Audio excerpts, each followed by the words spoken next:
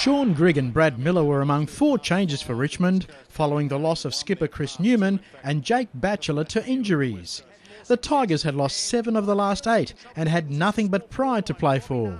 West Coast had won 7 of the previous 8 and had Daniel Kerr and Nick Natanui return to help seal a top 4 spot.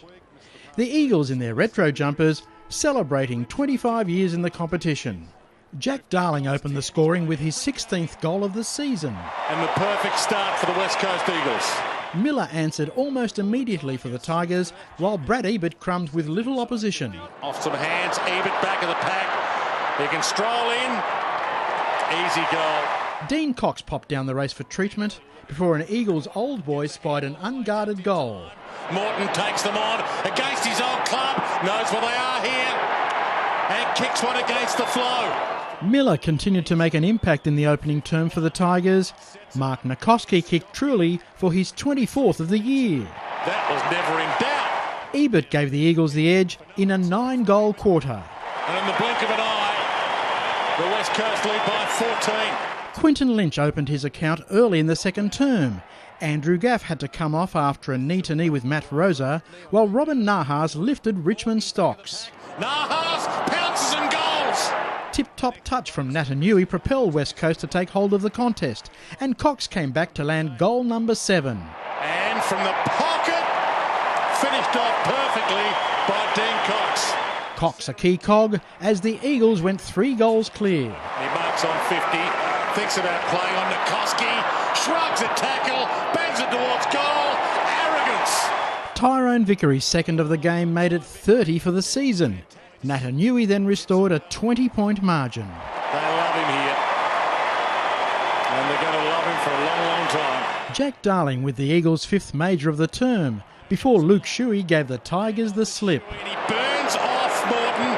Now Natanui, he's got the set, he's got the Sharon, he's got the goal, he's got everything. At half-time, West Coast 11-6-72, Richmond 6-2-38.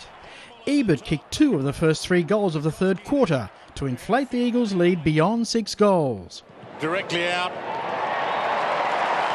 on the button. Nikoski didn't leave much behind to get West Coast into the 90s. Nikoski goes all the way home, all by himself. Daniel Jackson came off injured in his 100th game, and after Shane Tuck landed Richmond's 3rd of the quarter, the Eagles answered with 2 more majors to hit triple figures. Cloud advantage.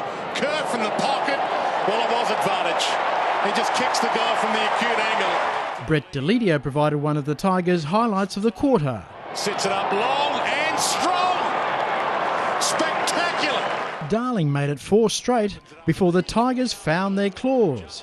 Jack Revolt's impact telling. The Tigers' kingpin booted 3 during the term to trim the deficit to 27 points at 3-quarter time.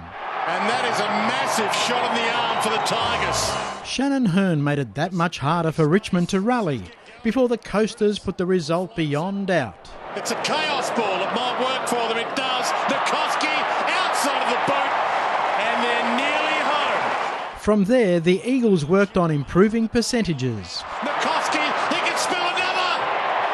He's got 6. Revolt kicked 4 to make it 54 goals in the race for the Coleman medal, but the honours clearly went to the Eagles. Full-time West Coast 22-15 147, Richmond 14-6 90. Charles Christian, Big Pond Sport.